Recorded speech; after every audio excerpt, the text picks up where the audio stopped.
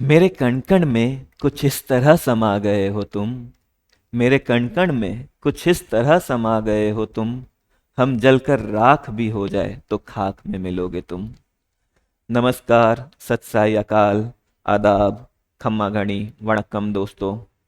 आज हम लोग क्लास 11th का NCERT book chapter number 2 structure of atom पढ़ने जा रहे हैं।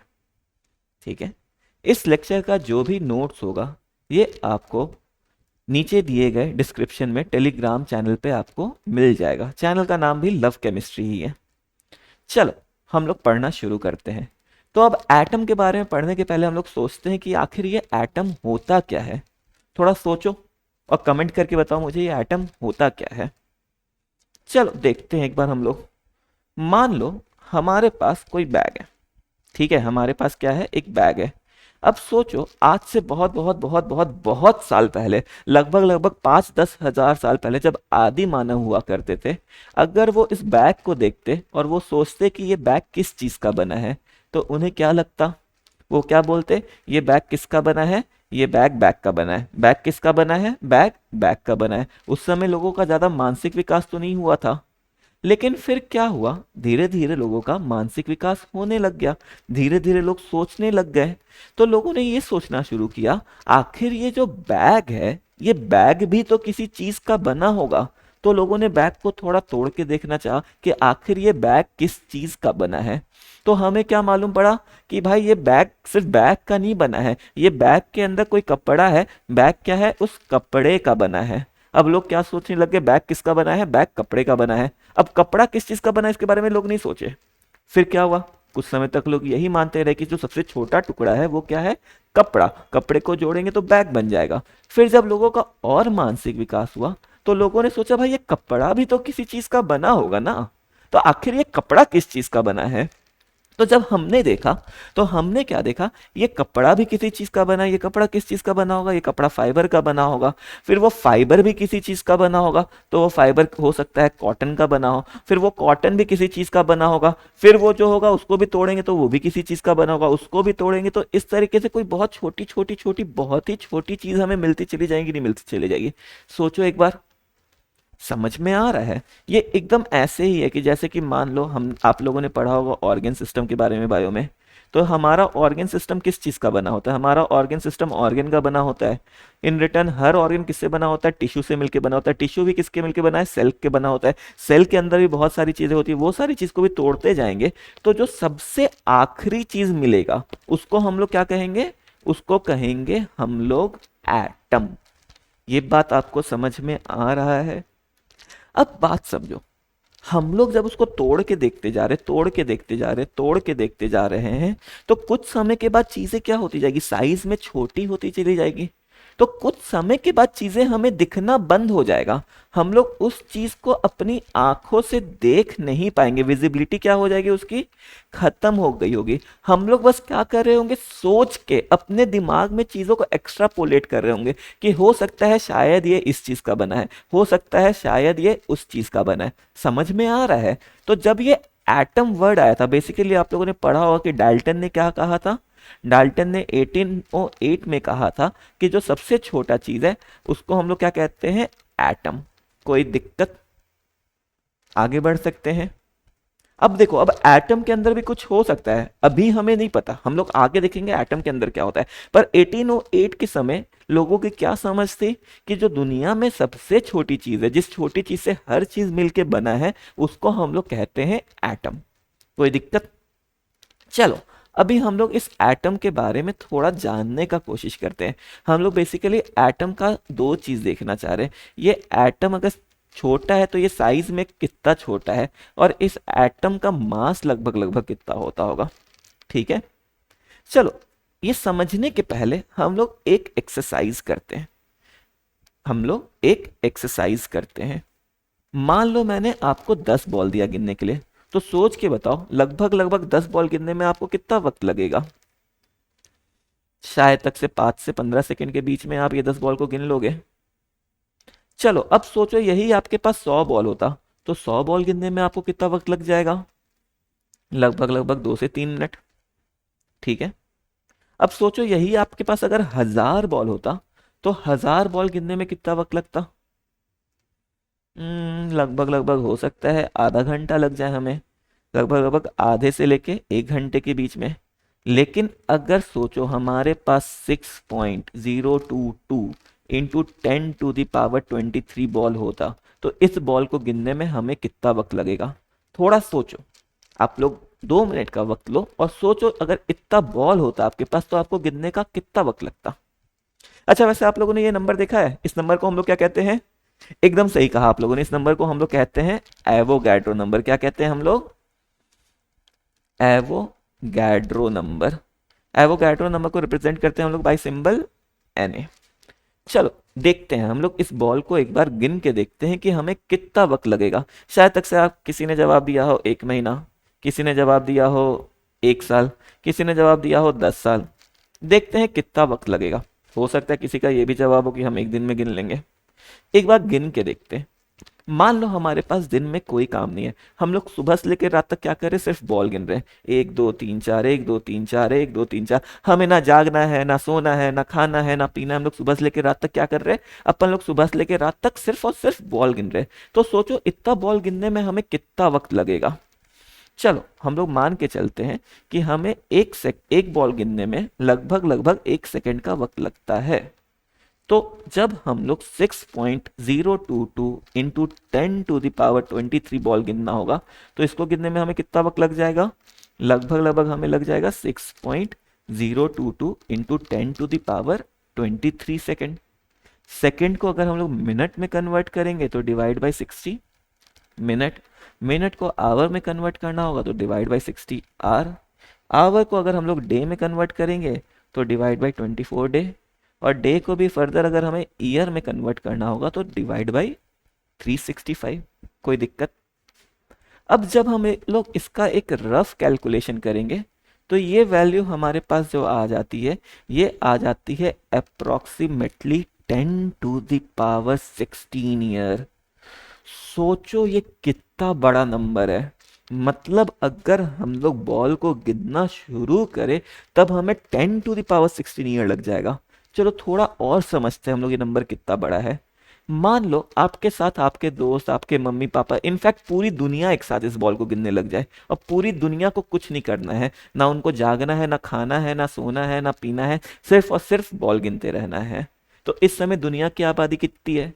लगभग लगभग 60 से 8 बिलियन। चलो हम लोग दुनिया की आबादी मान लेते हैं 10 बिलियन। कितना मान लेते हैं हम लोग? 10 बिलियन। मतलब कितने लोग हैं पूरी दुनिया में?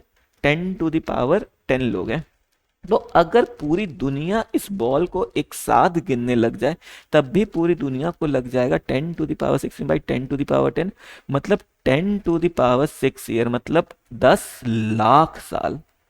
मतलब तुम सोचो अभी हम लोग कौन से साल में जी रहे हैं? अभी हम लोग जी रहे हैं 2023 के आसपास। पृथ्वी पे लोगों को आए हुए कितना वक्त बीता होगा? शायद तक से 10,000 साल पहले, या हो सकता है 20,000 साल पहले। लेकिन इस बॉल को पूरी पृथ्वी के लोगों को गिनने में कितना वक्त लगेगा? 10 लाख साल। इसका मतलब क्या हुआ? जब पृथ्वी पे पहला इंसान आया होगा, सोचो, तब भी अगर सब लोग गिनना शुरू करते तो हम लोग आज तक इस बॉल को गिन नहीं पाते। ये समझ में आ रहा आपको ये नंबर कितना बड़ा है? देखो हम लोग पढ़ते रहते हैं, हम लोग ये नंबर क्लास 7 से या क्लास 8 से या क्लास 9 से पढ़ रहे होंगे, पर कभी आपने सोचा ये नंबर कितना बड़ा है? तो देखो अपन लोग को जो भी पढ़ना है ना उसको अच्छे से इमेजिन करके पढ़ना है। ऐसा नहीं करना है कि बस पढ़ लिया, सवाल लगा लिया और आगे बढ़ गए। अपन लोग को अच्छे से समझना है, उस चीज को विजुअलाइज करना है कि आखिर उस चीज का मतलब क्या है, उस चीज से अपने आप को रिलेट करना है, फिर आगे बढ़ना है।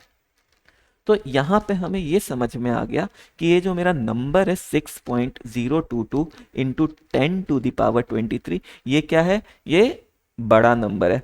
एक्चुअली ये बड़ा नंबर है कि बहुत बहुत बहुत बहुत बहुत बहुत बहुत बहुत बड़ा नंबर है। ये बहुत बहुत बहुत बहुत बहुत ही ज्यादा बड़ा नंबर है। समझ में आ रहा है?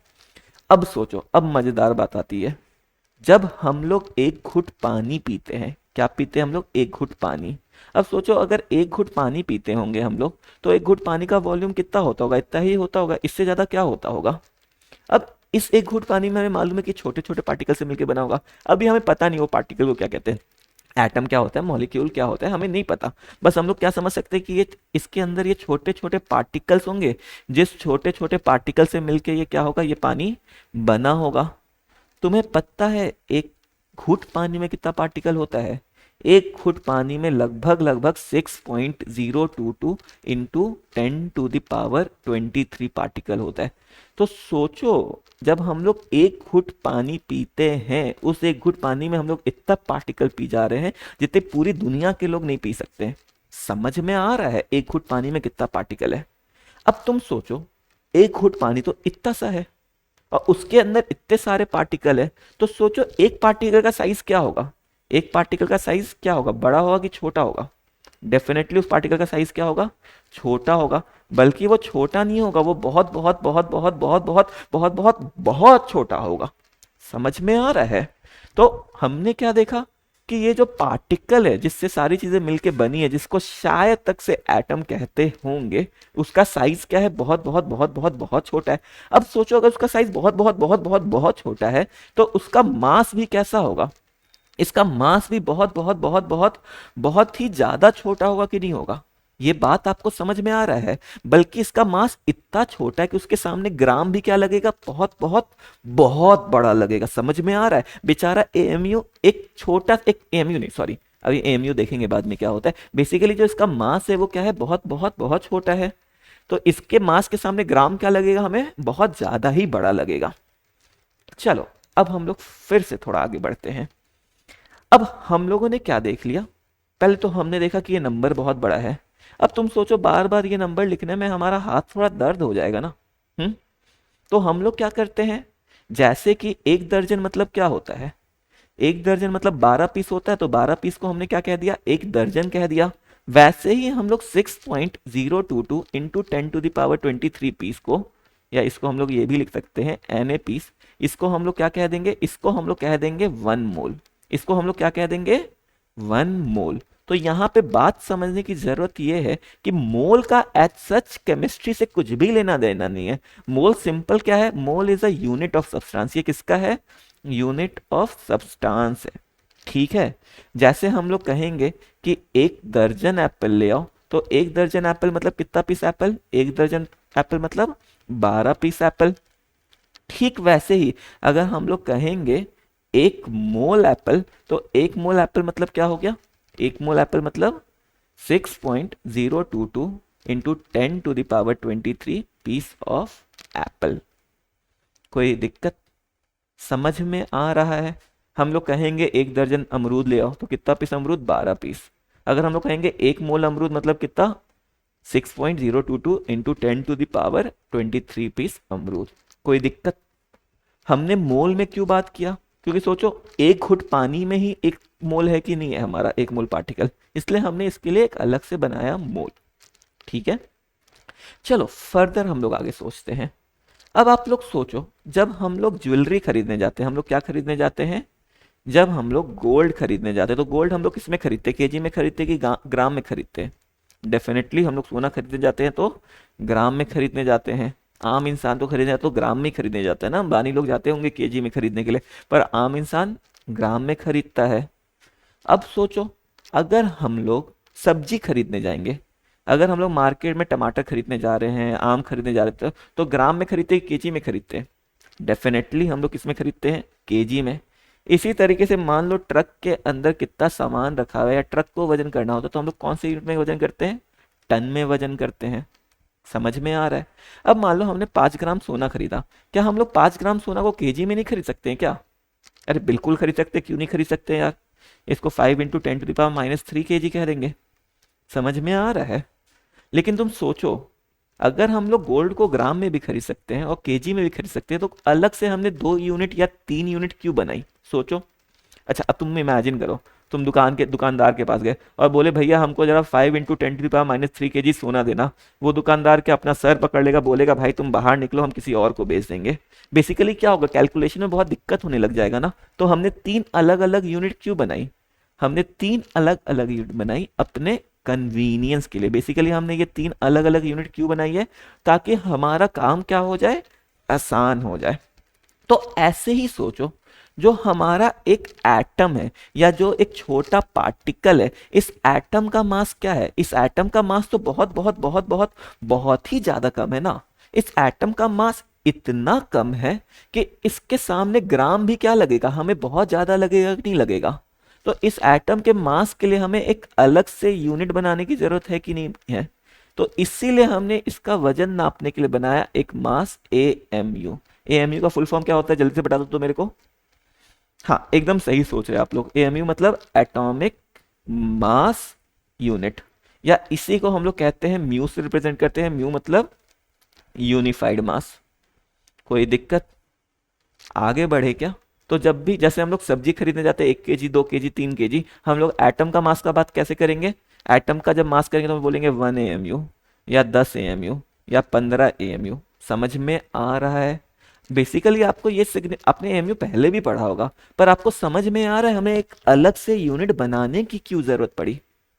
अब चलो, अब जैसे कि हम लोग कन्वर्ट करते हैं, जैसे 1 टन में मेरा 10⁻6 ग्राम होता है, 1 kg में मेरा कितना ग्राम होता है? 10⁻3 ग्राम होता है। वैसे ही मेरा 1 AMU में कितना ग्राम हो जाएगा? सिंपल, 1/Na ग्राम। Na मतलब क्या था? 6.022 इंटू 10⁻23 ग्राम। कोई दिक्कत? बस इतना सिंपल सा कन्वर्जन फैक्टर है। तो जब भी हमें कन्वर्ट करना होगा मोल को ग्राम में, तो हम लोग क्या कर देंगे? 1/Na कर लेंगे। तो चलो, हमने क्या देखा?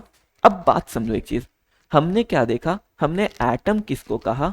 तो हमने जब कोई चीजें बहुत छोटी हो जाती है, मतलब जो चीज सबसे फंडामेंटल है, जिससे सब चीज मिलके बना होगा, उसको हमने क्या कह दिया? एटम कह दिया।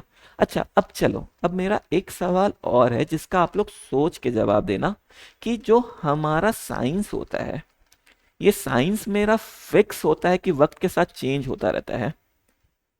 देखो, डेफिनेटली साइंस हमारा क्या होता है? फिक्स तो नहीं होता है। साइंस हमारा क्या होता है? वक्त के साथ चेंज होता है। जैसे समझते हैं, जैसे बारिश होती है, तो आज से 2000 साल पहले लोग बारिश होने का साइंस क्या मानते थे? लोगों को लगता था कि आकाश में कोई भगवान, इंद्रदेव या कोई भी ईश्वर बैठे हैं, हम उनकी पूजा करेंगे, वो हमारी पूजा से खुश होंगे, तो वो बारिश करा देंगे। उस समय का साइंस ये था। लेकिन आज हमें क्या पता है? कि आकाश में कुछ बादल होते हैं जिसमें पानी भरा होता है। जब पानी भरे हुए बादल आपस में टकराते हैं तो बादल फटते हैं, तो बारिश हो जाती है। तो समझ में आ रहा है? सेम चीज है। रेनफॉल हो रहा था आज से 10,000 साल पहले भी और आज भी, पर 10,000 साल पहले रेनफॉल का साइंस क्या था? कि कोई गॉड है, उनकी पूजा करेंगे तो होगा। आज हमें क्या मालूम पड़ा? कि बस्टिंग ऑफ क्लाउड्स की वजह से क्या हो रहा है? हमारा रेनफॉल हो रहा है। तो वक्त के साथ क्या हुआ? साइंस चेंज हुआ कि नहीं हुआ? हमें मालूम पड़ा कि नहीं भाई, भगवान वाले कॉन्सेप्ट में कुछ तो गड़बड़ी थी। क्योंकि अगर भगवान की पूजा करने पे ही बारिश होती, तो दो लोग पूजा कर रहे तो दोनों जगह बारिश होना चाहिए, पर एक जगह बारिश होती थी, एक जगह बारिश नहीं होती थी। मतलब इस कॉन्सेप्ट में कुछ गड़बड़ी है। ये बात समझ में आ रहा है? तो साइंस के पीछे का जो लॉजिक होता है वो क्या होता है? वक्त के साथ बदलता चला जाता है। तो साइंस के पीछे का जो लॉजिक है वो टाइम के साथ क्या हो रहा है? बदल रहा है। हो सकता है आज हम लोग जो पढ़े, आगे जाके हमें मालूम पड़े कि नहीं, ये उतना सही नहीं था, इसमें बहुत सारी गलतियां थी, तो आगे जाके हम लोग क्या कर ले? उसको इम्प्रूव कर ले, हमारा साइंस क्या हो जाए? एकदम बदल जाए। अच्छा, अब इसमें बदलने में हम लोग एक चीज और देखते हैं। देखो, कोई भी इवेंट होता है ना, तो उसमें दो चीज होती है। उस इवेंट में होता है एक ऑब्जर्वेशन, और दूसरा होता है उस इवेंट का कॉन्क्लूजन। जैसे हम लोग समझते हैं, मान लो ये पेंसिल को मैं छोड़ूंगा तो ये पेंसिल कहाँ से कहाँ गिरेगा? ये पेंसिल ऊपर से नीचे की तरफ गिरेगा डेफिनेटली। तो ऑब्जर्वेशन क्या था? कि किसी भी चीज को छोड़ा हमने तो वो ऊपर से नीचे की तरफ आएगा, वो नीचे से ऊपर की तरफ नहीं जा रहा है। अब हम लोग कंक्लूजन विड्रॉ करेंगे कि भाई ये चीज ऊपर से नीचे हो क्यों रही है। अब कोई कंक्लूजन में कह सकता है कि ग्रेविटी हो सकता है जिसकी वजह से ऊपर से नीचे आ रहा हो। कोई ये भी कह सकता है कि भाई नीचे की तरफ कोई भूत बैठा बैठा हुआ है जो हमें दिखता नहीं है, जो कि सब सामान को खींच लेता है। तो ग्रेविटी भी हो सकती है वजह, वजह भूत भी हो सकता है। अब जब समय के साथ चीजें बदलेंगी तो क्या चीज गलत होंगी? देखो, पेंसिल छोड़ने आज से 100 साल पहले भी पेंसिल ऊपर से नीचे ही आ रहा था, आज से 1000 साल पहले भी छोड़ने पे नीचे ही जाएगा, आज से 10,000 साल बाद भी वो नीचे ही जाएगा। तो ऑब्जर्वेशन हमारा टाइम के साथ चेंज नहीं होगा। चेंज क्या हो रहा होगा? ये चीज चेंज होगा, हमारा कंक्लूजन चेंज हो सकता है। आज से हो सकता है 1000 साल पहले लोग कहते हैं भूत होता था, लेकिन आज लोग क्या कहते हैं, कुछ ग्रेविटी होती है जो कि नीचे खींचती है। ये बात समझ में आ रहा है आपको? तो देखो, अब 1808 में हमने क्या देखा कि डाल्टन ने क्या कह दिया कि सबसे छोटा चीज क्या होता है, एटम होता है। उसने क्या कह दिया एटम के बारे में कि एटम क्या होता है, इनडिविजिबल होता है। मतलब एटम क्या होता है, इनडिविजिबल होता है। एटम को हम लोग और फर्दर तोड़ नहीं सकते हैं। फिर इसने ये भी कह दिया कि एटम हमारा कैसा होता है। सोच के बताओ, डाल्टन ने एटम के बारे में क्या क्या कहा था। उसने डाल्टन एटॉमिक थ्योरी भी दी थी। उसमें उसने क्या कहा था कि एटम इंडिविजिबल होता है, एटम क्या होता है, स्मॉलेस्ट होता है। लेकिन क्या किसी ने एटम देखा था? नहीं देखा था ना। ये बेसिकली उसका क्या था, ये उसका कॉन्क्लूजन था। ये क्या था तुम्हारा, कॉन्क्लूजन था। अब वक्त के साथ कॉन्क्लूजन चेंज हो सकता है कि नहीं हो सकता है? बिल्कुल हो सकता है। तो देखो, अब मजेदार बात क्या थी कि 1808 में लोगों ने क्या माना कि जो सबसे छोटा चीज है वो क्या है, एटम है। फिर लोगों का दिमाग और चमका, लोग थोड़े और समझदार हुए। लोगों ने यह सोचना शुरू किया कि ठीक है, मान लिया एटम छोटा है, पर एटम के अंदर भी तो कुछ हो सकता है ना। तो पूरी दुनिया सोचने लगी है एक साथ कि भाई एटम किस चीज का बना है। अब हमारी खोज कहाँ चल गई कि भाई हर चीज एटम का बना है, पर एटम भी तो किसी चीज का बना होगा ना। एटम के अंदर क्या है कि एटम ही सबसे छोटा है। तो अब हम लोग ढूंढने लगे कि एटम के अंदर क्या है। तो जैसे आज आप लोगों को पता है ना, एटम के अंदर 3 चीजें होती है। आप लोगों ने 10th क्लास में पढ़ा होगा। कौन कौन सी 3 चीजें होती है, फटाफट बता दो तो। हाँ, एकदम सही। एटम के अंदर होता है इलेक्ट्रॉन, एटम के अंदर होता है प्रोटॉन, और एटम के अंदर क्या होता है, न्यूट्रॉन। बेसिकली हम लोग अभी देखने क्या जा रहे हैं कि हमें कैसे मालूम पड़ा कि एटम के अंदर इलेक्ट्रॉन होता है और प्रोटॉन होता है और न्यूट्रॉन होता है। तो बेसिकली अब हमारा मुद्दा क्या बना, पहले हम लोग पढ़ने जा रहे हैं डिस्कवरी ऑफ इलेक्ट्रॉन के बारे में, कि ये जो हमारा इलेक्ट्रॉन होता है इसकी डिस्कवरी कैसे हुई। यहाँ पे गलती से कुछ कर दबा मत देना। क्यों, क्या होगा? सॉरी, वो रिकॉर्डिंग करते वक्त एक्चुअली थोड़ी सी गलती हो गई थी। चलो हम लोग आगे बढ़ते हैं। तो डिस्कवरी ऑफ इलेक्ट्रॉन में हमने क्या किया, हमने एक एक्सपेरिमेंट किया जिसका नाम था डिस्चार्ज ट्यूब एक्सपेरिमेंट। कहीं पे इसको ऐसे भी लिखते cathode ray discharge tube experiment, अलग अलग नाम है। वो आप लोग बुक रीड करोगे जब, तो आपको अलग से नाम मिल जाएगा। आपको टेलीग्राम चैनल पे नोट्स भी मिल जाएगा जहाँ पे आपको डिटेल में अच्छे से चीज़ें एक्सप्लेन की हुई होगी। अभी हम लोग समझने पे ध्यान देते कि एक्सपेरिमेंट में हुआ क्या था। चलो, हमने क्या किया, हमने एक ट्यूब लिया, हमने एक ट्यूब लिया। इस ट्यूब में हम लोगों ने 2 प्लेट लगाया। इस ट्यूब में हमने क्या किया, इस ट्यूब में हमने 2 प्लेट लगाया। एक इधर मेटालिक प्लेट लगाया और इधर हमने एक प्लेट लगाया। इसको हमने क्या कर दिया, इसको हमने कर दिया बैटरी से कनेक्ट। क्या कर दिया इसको हम लोगों ने, बैटरी से कनेक्ट।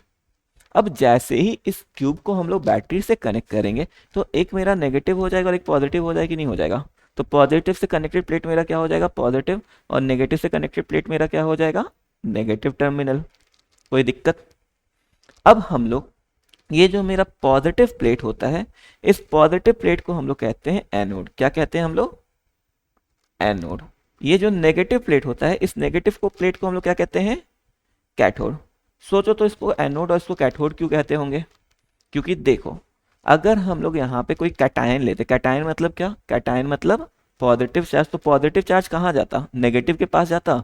तो जहाँ कैटायन जाता है उसको हम लोग क्या कह देते हैं, उसे हम लोग कह देते हैं कैथोड। और यहीं अगर हम लोग एनायन लेते, एनायन मतलब नेगेटिव चार्ज, नेगेटिव चार्ज किसके पास जाता, नेगेटिव चार्ज पॉजिटिव चार्ज के पास आता। तो इसको हम लोग कह देते हैं, तो जहां पे एनायन जाएगा उसको हम लोग कह देंगे एनोड, और जहां पे कैटायन जाएगा उसको कह देंगे कैथोड। एनोड मतलब पॉजिटिव प्लेट, कैथोड मतलब नेगेटिव प्लेट। चलो, अब हमने क्या किया, अब हमने क्या किया, यहाँ पे जैसे ही हमने बैटरी लगाया, देखो अभी कुछ और कंडीशन भी है लेकिन उस कंडीशन को हम लोग धीरे धीरे आगे समझेंगे। हमने जैसे ही इसको बैटरी से कनेक्ट किया तो हम लोगों ने क्या देखा कि इसके नेगेटिव प्लेट से कुछ इमिशन बाहर निकला। कहाँ से निकला? नेगेटिव से निकला और पॉजिटिव की तरफ गया। समझ में आ रहा है? कुछ चीजें हमने क्या देखी, नेगेटिव से पॉजिटिव की तरफ जाने लग गई। अब हमें उस समय नहीं पता था कि एटम में इलेक्ट्रॉन होता है, हमें क्या पता था, एटम ही सबसे छोटी चीज है। तो ये चीज चूंकि नेगेटिव से पॉजिटिव की तरफ जा रही थी तो हमें समझ में नहीं आ रहा था कि ये क्या है। तो उस समय हमने इसे नाम दे दिया कैथोड रे। हमने इसे क्या नाम दे दिया उस समय? हमने इसका नाम रख दिया कैथोड रे। कैथोड रे क्यों इसका नाम रख दिया हम लोगों ने? क्योंकि ये चीज कैथोड से निकल रही थी। अब देखो, तुम सोचो, अगर ये चीज नेगेटिव से पॉजिटिव की तरफ जा रही तो इस पे चार्ज कैसा होगा? इस पे चार्ज होगा नेगेटिव, क्योंकि नेगेटिव चार्ज क्या होगा, यहां से तुम्हारा यहां की तरफ जाएगा।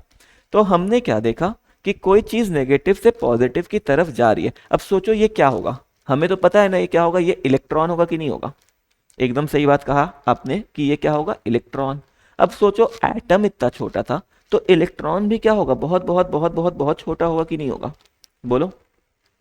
अब इलेक्ट्रॉन बहुत छोटा है तो क्या हमें वो आंखों से दिखेगा?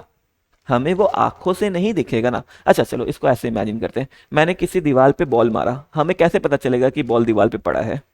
दो तरीका है, या तो बॉल जब हमने दीवार पे मारा हो तो हमें दिख रहा हो कि वो बॉल दीवार पे जाके टकराया है। दूसरा तरीका क्या है? हो सकता है दीवार पे धब्बा हो। अगर दीवार पे धब्बा है इसका मतलब क्या है कि बॉल उस दीवार से टकराया होगा। अब तुम सोचो, अगर ये मान लो इलेक्ट्रॉन था या कुछ भी था, उस समय हमने इसका नाम इलेक्ट्रॉन नहीं दिया था, बाद में हमने इसका नाम इलेक्ट्रॉन रखा था, मान लो ये इलेक्ट्रॉन ही था। अब ये इलेक्ट्रॉन यहाँ से इधर ये इलेक्ट्रॉन इधर से तुम्हारा इधर की तरफ ट्रैवल करके जाएगा, तो क्या तुमको ये ट्रैवल करते हुए दिखेगा? नहीं दिखेगा, क्योंकि इलेक्ट्रॉन का साइज क्या है, बहुत बहुत छोटा है, उसको हम लोग आंख से नहीं देख सकते हैं। तो आखिर हमें पता कैसे चलेगा? तो हमें क्या करना पड़ेगा, हमें इस तरफ एनोड के पीछे कुछ ऐसा स्क्रीन लगाना पड़ेगा जिसपे इलेक्ट्रॉन टकराए तो वहां पे क्या हो जाए, वहां पे धब्बे पड़ जाए। वहां पे क्या हो जाए, तुम्हारे ऐसे छोटे छोटे धब्बे पड़ जाए। तो वो धब्बा देख के हमें क्या मालूम पड़ेगा कि कोई चीज यहाँ पे आके टकराई थी। तो ये धब्बा पड़ने के लिए हम लोगों ने यहाँ पे एक स्पेशल मटेरियल का स्क्रीन यूज किया था जिसको हम लोग कहते हैं फ्लोरोसेंट मटेरियल, या इसको हम लोग ये भी कहते हैं फ्लोरेसेंट स्क्रीन। इसी को फ्लोरेसेंट स्क्रीन भी कहते हैं, इसी को हम लोग फॉस्फोरेंट स्क्रीन भी कहते हैं। जैसे इसका एक एग्जांपल है जिंक सल्फाइड, तो हमने यहाँ पे क्यों स्क्रीन लगाया, जिंक सल्फाइड। ये समझ में आ रहा है हमने जिंक सल्फाइड का स्क्रीन क्यों लगाया? क्योंकि इलेक्ट्रॉन का साइज क्या है, बहुत छोटा है, वो आग से तो दिखेगा नहीं, तो हमें कुछ ऐसी चीज लगानी थी जहां पे इलेक्ट्रॉन टकराए तो धब्बा पड़ जाए। वो धब्बा देख के हमें क्या मालूम पड़ेगा कि कुछ चीज यहाँ पे आया था। कोई दिक्कत? चलो अब फिर दूसरी बात सोचो, हो सकता है यहाँ पे जो पार्टिकल है वो यहाँ पे टकरा के रुक जाए, वो पीछे की तरफ आ ही नहीं। अगर वो पीछे की तरफ नहीं आएगा तो हमें दिखेगा नहीं और हमें पता नहीं चल पाएगा। तो हमें क्या करना है, तो ये प्रॉब्लम को सॉल्व करने के लिए हम लोगों ने क्या किया कि यहाँ पे हमने इस एनोड के बीच में छेद कर दिया। तो जो हम लोग एनोड लेते हैं वो कैसा एनोड होता है हमारा, वो होता है परफोरेटेड एनोड। समझ में आ रहा है ये चीज? चलो अब एक चीज और सोचो, मान लो आप दीवार पे बॉल फेंक रहे हैं तो बॉल दीवार पे चला जाएगा, पर सोचो उस दीवार के पहले कुछ ऑब्स्ट्रक्शन है भारी, तो क्या बॉल दीवार तक पहुंचेगा? बॉल फेंकोगे और वो इस दीवार पे लग के यहीं गिर जाएगा, वो दीवार तक तो पहुंच ही नहीं पाएगा ना। तो ऐसे ही सोचो, यहां से जो जा रहा है इलेक्ट्रॉन, ये मास साइज में क्या है, बहुत ही हल्का है। अब इसके सामने अगर भारी भारी पार्टिकल्स होंगे तो हो सकता है ये इलेक्ट्रॉन इससे टकरा के यहीं पे गिर जाए। अब अगर ये इलेक्ट्रॉन इससे टकरा के यहाँ पे गिर जाएगा तो क्या यहाँ पहुंच पाएगा? नहीं पहुंच पाएगा। अगर ये इलेक्ट्रॉन यहाँ पे नहीं पहुंच पाया तो हमें पता चलेगा क्या कि कुछ निकला था? नहीं पता चलेगा। तो इसके लिए हमें क्या इंश्योर करना पड़ेगा कि जो चीज यहाँ से निकली वो यहाँ पे पहुंच भी रही है। हमें ये इंश्योर करना पड़ेगा कि वो बीच में टकरा के किसी भी चीज से नीचे ना गिरे। ये हम लोग इंश्योर कैसे करेंगे? तो हम लोग ये इंश्योर करते हैं इसमें वैक्यूम क्रिएट करके। हम लोग क्या करते हैं, इसके अंदर वैक्यूम क्रिएट कर देते हैं। वैक्यूम क्रिएट करने का मतलब मेरा क्या है कि इसके अंदर पहले से जो भी सामान था हम लोग क्या करते हैं, उस सामान को बाहर निकालने की कोशिश करते हैं। हालांकि पूरे तरीके से नहीं निकाल पाते हैं, थोड़ा बहुत रह जाता है, पर हम लोग कोशिश क्या करते हैं जो अंदर रह गया वो क्या हो, बहुत ही कम हो। तो इसीलिए हम लोग यहाँ पे क्या करते हैं, बहुत ही ज़्यादा हाई वैक्यूम का यूज़ करते हैं। तो ये चीज़ समझ में आ रहा है वैक्यूम का यूज़ हम लोग क्यों करते हैं। हाई वैक्यूम भी कह सकते हैं इसको, या इसको हम लोग लो प्रेशर भी कह सकते हैं, क्योंकि जब अंदर से गैस के पार्टिकल्स को हम लोग बाहर निकालेंगे तो अंदर गैस के मॉलिक्यूल्स क्या हो जाएंगे, कम हो जाएंगे। अब गैस के मॉलिक्यूल्स कम हो जाएंगे तो प्रेशर क्या हो जाएगा, कम हो जाएगा कि नहीं हो जाएगा। सोचो एक गाड़ी की सीट पे 10 लोग बैठे हैं और उसी गाड़ी की सीट पे 2 लोग बैठे हैं, तो 10 लोग बैठेंगे तो ज़्यादा प्रेशर होगा कि नहीं होगा। तो मॉलिक्यूल्स कम होगा तो प्रेशर भी क्या हो जाएगा, कम हो जाएगा। चलो दूसरा चीज़, फिर से मान लो ये हाथ मेरा दीवार है और यहाँ से हम लोग बॉल को फेंक रहे हैं। तो सोचो अगर हम लोग बॉल को धीरे से फेंकेंगे तो बॉल क्या होगा, यहाँ से यहाँ जाएगा और बीच में ही कहीं गिर जाएगा। क्या वो इस दीवार तक पहुंचेगा, नहीं पहुंच पाएगा ना। क्यों नहीं पहुंच पा रहा है, क्योंकि उस बॉल के पास एनर्जी ही क्या है, बहुत कम है। तो हमें क्या करना पड़ेगा, बॉल को तेज से फेंकना पड़ेगा। अब तुम सोचो अगर यहाँ पे जो रे निकला उसकी एनर्जी कम है तो वो क्या होगी, वो यहाँ से निकलेगी और यहाँ पे आके गिर जाएगी। पर हम लोग क्या चाहते हैं कि ऐसा ना हो, उसके पास इतनी सफिशियंट एनर्जी हो कि वो यहाँ से निकल के यहाँ तक पहुँच सके। तो वो एनर्जी कहाँ से, बेसिकली सोचो यहाँ से इलेक्ट्रॉन क्यों निकला होगा, क्योंकि यहाँ पे ये प्लेट नेगेटिव चार्ज हो गया, नेगेटिव चार्ज रिपेल करेगा कि नहीं करेगा। अब जितना ज़्यादा नेगेटिव चार्ज होगा उतना ज़्यादा स्ट्रॉन्ग रिपल्शन होगा कि नहीं होगा, उतना तेजी से वो भागेगा कि नहीं भागेगा। तो उसके लिए हम लोग क्या करते हैं, यहाँ पे नेगेटिव चार्ज बढ़ा देते हैं। नेगेटिव चार्ज कैसे बढ़ाएंगे, बेसिकली हम लोग और बैटरी इसमें लगा देंगे। समझ में आ रहा है। तो बैटरी बढ़ाने का मतलब क्या है, बेसिकली हम लोग वोल्टेज बढ़ा रहे हैं। तो इस एक्सपेरिमेंट में जैसे हम लोग हाई वैक्यूम यूज़ करते हैं, वैसे ही इस एक्सपेरिमेंट में हम लोग हाई वोल्टेज का भी यूज़ करते हैं। तो अब आपको समझ में आया इस एक्सपेरिमेंट में हम लोग हाई वैक्यूम का यूज़ क्यों कर रहे हैं, हाई वोल्टेज का यूज़ क्यों कर रहे हैं, क्यों यहाँ पे परफोरेटेड एनोड लिया और क्यों हम लोग यहाँ पे जिंक सल्फाइड की स्क्रीन ले रहे हैं। तो देखो जब हमने ये एक्सपेरिमेंट किया तो हमने क्या देखा कि कुछ चीज़ थी जो कि नेगेटिव से तुम्हारी पॉजिटिव की तरफ अपने आप जाने लग गई। अब सोचो, तो हमने इसको क्या नाम दे दिया, कैथोड रे नाम दे दिया। अब सोचो अगर ये चीज नेगेटिव से पॉजिटिव की तरफ जा रही है, मतलब इस चीज पे चार्ज कैसा होगा, ये चीज नेगेटिवली चार्ज होगी, इस पे चार्ज कैसा होगा, ये चार्ज होगा इस पे नेगेटिव चार्ज। कोई दिक्कत। फिर हमने क्या किया, हमने पहले इस चैम्बर में लिया हाइड्रोजन गैस, फिर हमने इस चैम्बर में लिया हीलियम गैस। ऐसे हम लोग क्या कर रहे थे, इस चैम्बर में अलग अलग गैस लेके देख रहे थे। तो अलग अलग गैस में हम लोगों को अलग अलग रे मिलेगी। तो हमने क्या किया, उस रे की प्रॉपर्टी स्टडी की कि उस रे की कैरेक्टरिस्टिक्स अलग अलग गैस में कैसी है। तो हमने क्या देखा कि जब हम लोग गैस चेंज कर रहे थे तो उस रे की प्रॉपर्टी चेंज नहीं हो रही थी। मतलब हाइड्रोजन गैस में हमें जैसा रे मिला था, सेम रे हमें किस में मिला, हीलियम गैस में। और सेम रे भी हमें कैसा मिला, नियॉन गैस में भी सेम रे मिला। इसका मतलब क्या हुआ, अब तुम खुद सोचो ना यार, जा क्या रहा है, इलेक्ट्रॉन जा रहा है ना। अब चाहे हाइड्रोजन में जैसा इलेक्ट्रॉन होगा, हीलियम में भी तो वैसा ही इलेक्ट्रॉन होगा ना, नियॉन में भी कैसा इलेक्ट्रॉन होगा, वैसा ही इलेक्ट्रॉन होगा, बस नंबर ऑफ इलेक्ट्रॉन्स चेंज हो जाएंगे, पर इलेक्ट्रॉन तो सेम ही है ना। तो हमने क्या देखा, ये जो कैथोड रे की प्रॉपर्टीज है ना, इसकी प्रॉपर्टीज अंदर वाले गैस पे डिपेंड नहीं करी थी। Its properties is independent of gas taken. कोई दिक्कत समझ में आ रहा है।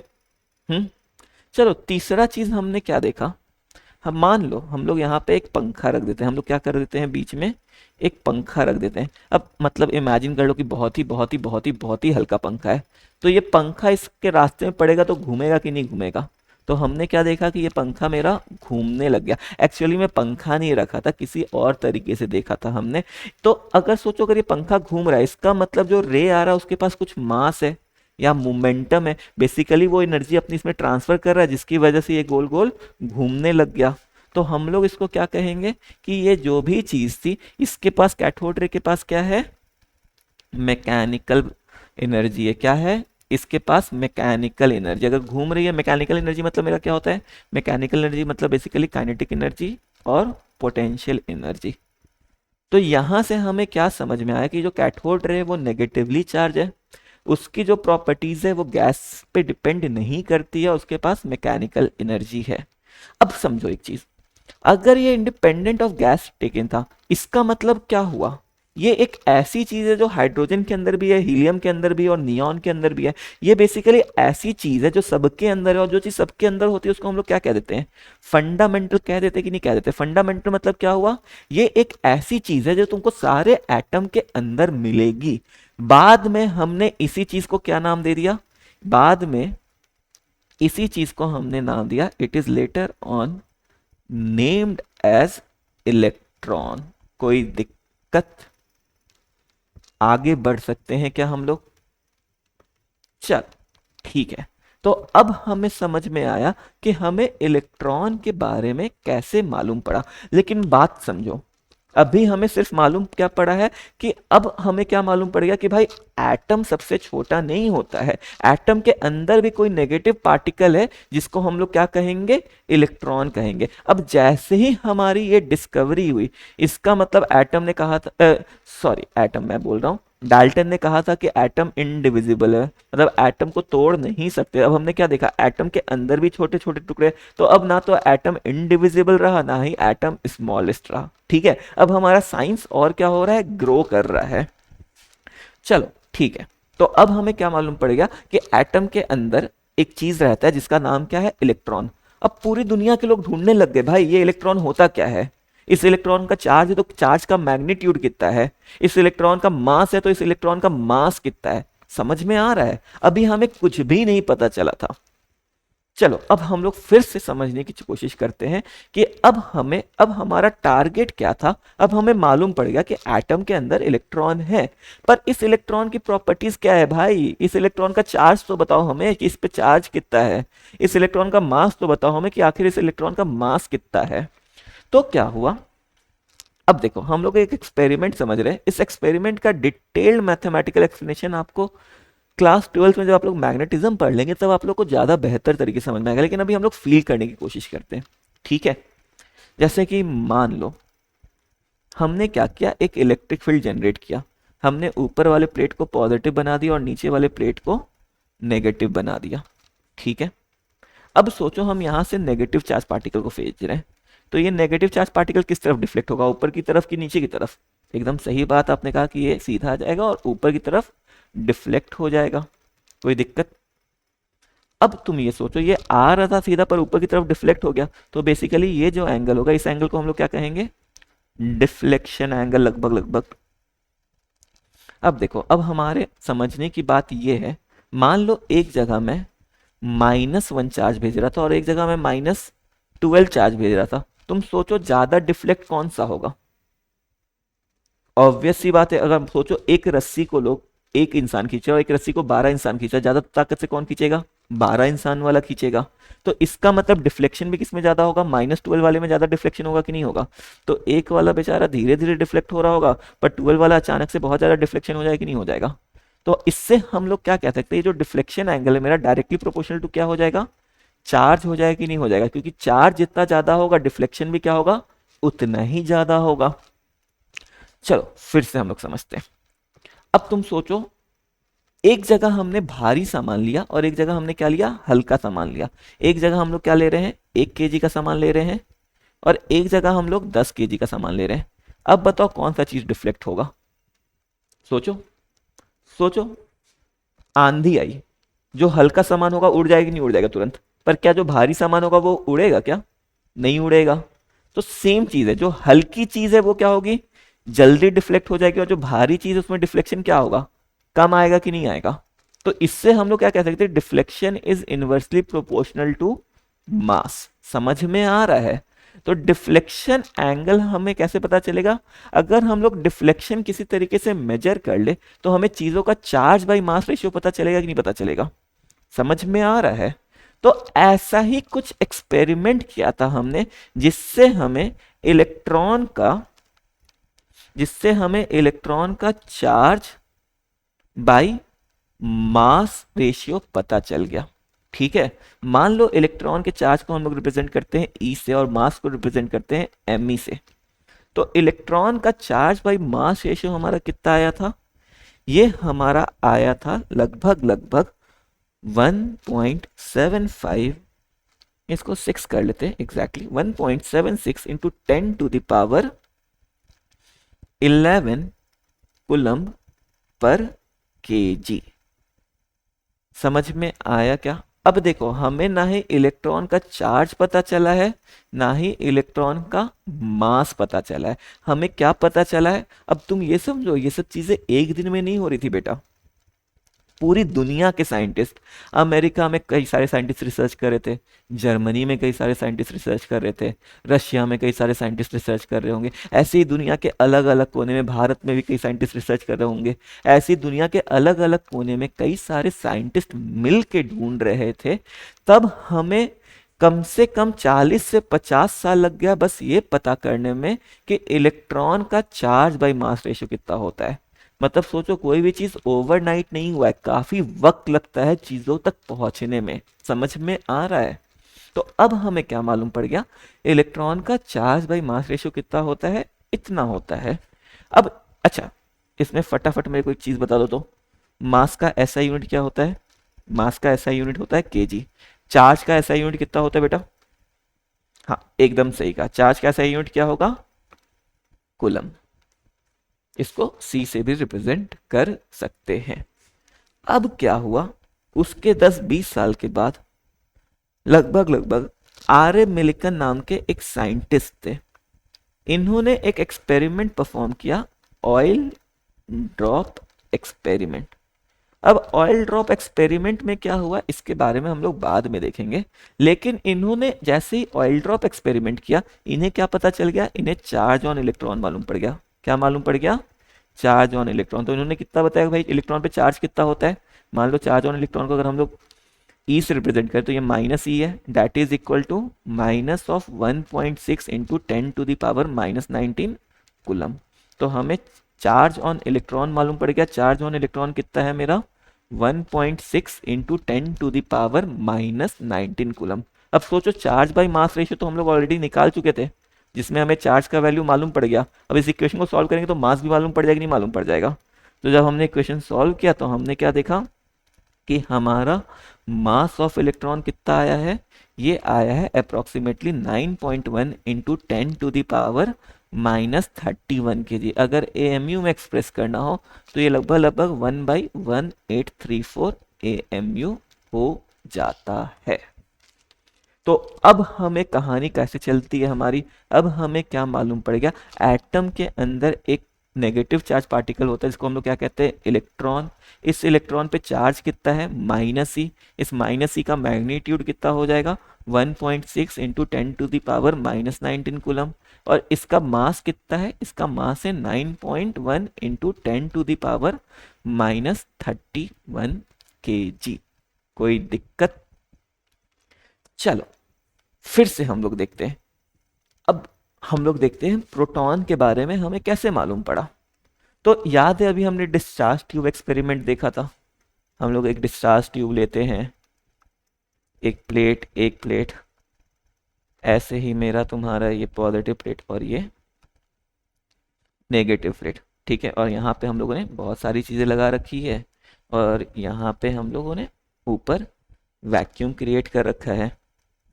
तो किसी पहले हम लोग क्या कर रहे थे? ये मेरा क्या हो जाएगा? ये मेरा पॉजिटिव प्लेट हो जाएगा, ये मेरा नेगेटिव प्लेट हो जाएगा।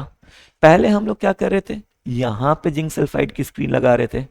फिर किसी ने सोचा कि भाई हम लोग कैथोड के पीछे भी तो लगा के देखते हैं, क्या पता कैथोड के पीछे भी कुछ मिल जाए।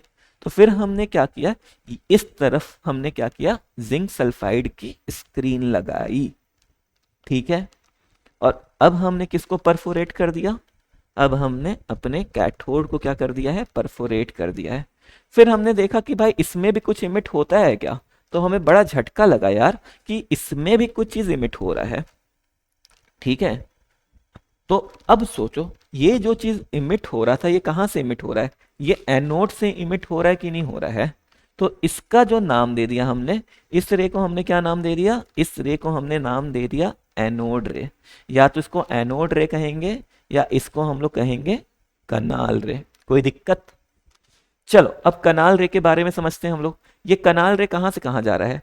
पॉजिटिव से नेगेटिव की तरफ जा रहा है, मतलब ये कनाल रे का चार्ज कैसा होगा? इस कनाल रे में चार्ज होगा हमारा पॉजिटिव। कोई दिक्कत? अब मान लो इसके अंदर हम लोग पंखा लगा देते हैं, तो क्या ये पंखा घूमेगा? एकदम डेफिनेटली हमने क्या देखा कि इसमें भी पंखा घूमा, मतलब इसके पास क्या है, इसके पास भी मैकेनिकल एनर्जी है। अच्छा चलो एक बार आप लोग सोच के बताओ ये जा क्या रहा होगा, ये जो पॉजिटिव चार्ज पार्टिकल ये क्या जा रहा होगा, हाँ प्रोटॉन जा रहा होगा क्या? अरे प्रोटॉन तो न्यूक्लियस के अंदर होता है ना, क्या प्रोटॉन कभी न्यूक्लियस के बाहर निकलता है तो प्रोटॉन जा रहा होगा क्या? नहीं, प्रोटॉन हमारा नहीं जा रहा होगा। हो सकता है तो पूरा न्यूक्लियस जा रहा हो, या हो सकता है क्या हो, कैटायन जा रहा हो। जैसे मान लो अगर यहाँ पे जो गैस हमने लिया, मान लो वो गैस होता हमारा सोडियम का, तो क्या जा रहा होगा तुम्हारा, Na+ आयन जा रहा होगा। समझ में आ रहा है?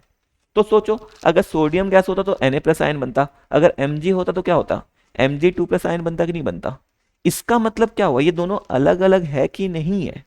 तो जब हमने क्या देखा कि जब इसके अंदर हम लोग गैस चेंज कर रहे थे तो प्रॉपर्टी चेंज होगी कि नहीं होगी। सोडियम के केस में Na+ जाएगा, मैग्नीशियम के केस में क्या जाएगा, Mg2+। अलग अलग चीज जा रहा है कि नहीं जा रहा है।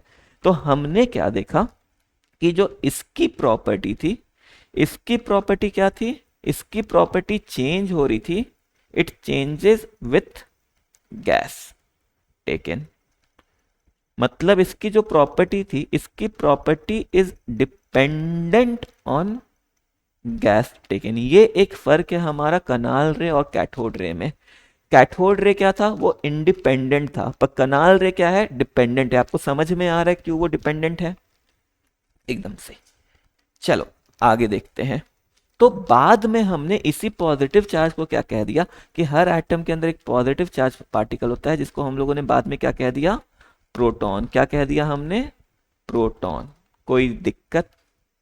तो अब हमें क्या मालूम पड़ गया कि एटम के अंदर हमारे पास दो टाइप की चीजें होती है, एक को हम लोग कहेंगे इलेक्ट्रॉन, एक को कहेंगे प्रोटॉन। इलेक्ट्रॉन पे कैसा चार्ज है, नेगेटिव चार्ज है। प्रोटॉन पे कितना चार्ज है, पॉजिटिव चार्ज है। कितना नेगेटिव चार्ज इस पे, -1.6 इंटू 10⁻⁻19 कूलम।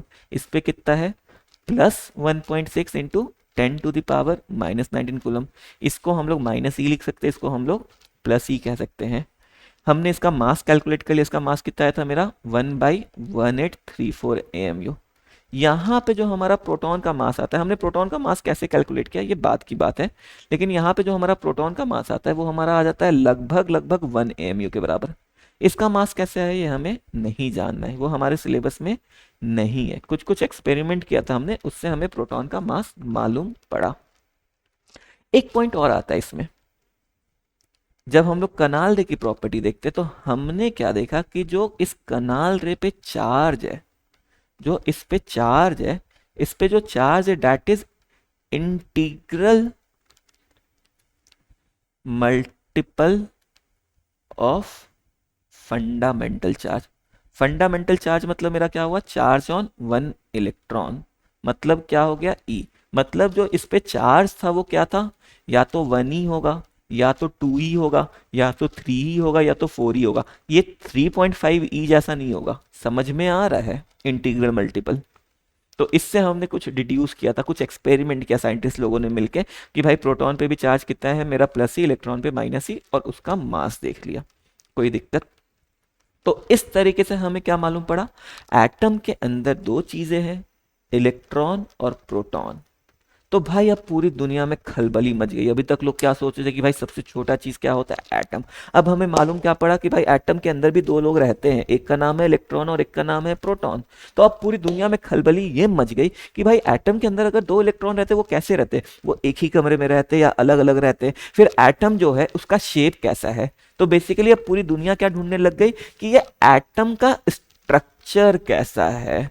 तो अब हमारा पढ़ाई किस तरफ मूव करेगा, धीरे धीरे एटम के स्ट्रक्चर के बारे में, कि स्ट्रक्चर ऑफ एटम हमारा कैसा होता है। अब इसके बारे में हम लोग नेक्स्ट क्लास में देखेंगे।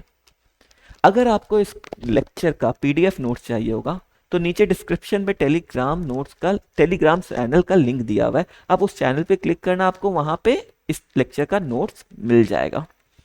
धीरे धीरे अपन लोग पूरी केमिस्ट्री पढ़ लेंगे इस तरीके से। चलो अभी के लिए हम लोग इतना ही रखते हैं। Thank you.